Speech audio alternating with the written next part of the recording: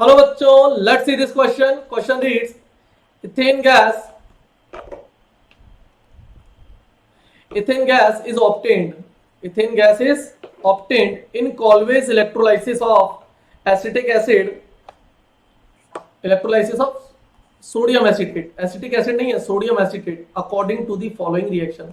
हमको ये रिएक्शन दिया और इस रिएक्शन में सिर्फ मुझे नंबर ऑफ ट्रांसफर्ड इलेक्ट्रॉन से लेना देना है. आगे बोलता है what volume of gas at STP would be obtained. तो ये वॉल्यूम इथेन गैस कहाँ है? इथेन गैस ये तो कार्बन डाइऑक्साइड है, ये रही C2H6. What volume ethane gas का वॉल्यूम निकालना है. At STP would be obtained by current of 5.5 ampere.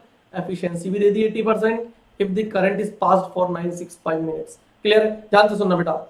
W equals to क्या होता है? Z इंटू आई इंटू टी. पक्की बात है.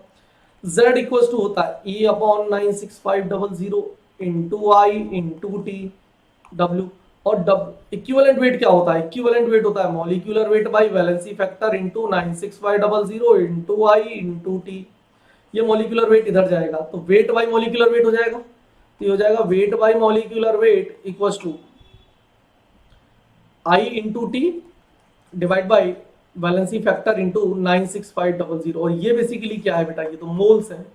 क्लियर है? तो देखना मोल्स निकालेंगे हम सबसे पहले. मोल्स के लिए देखना आई कितना दिया है. आई करंट दिया मेरे को 0.5 ampere but that 0.5 is given as 80%. तो 80% लिख दिया. टाइम दिया है मेरे को 965 मिनट्स. सेकंड में कन्वर्ट कर लिया. वैलेंसी फैक्टर कितना है? मैंने कहा था वैलेंसी फैक्टर 2 है. N number of transferred electron and 96500. यहां से आप मोल्स को सॉल्व करोगे तो you will get the moles as 0.12. बात समझ में आई? और अगर मोल्स आ गए तो वॉल्यूम आ जाएगा किसका? इथेन गैस का.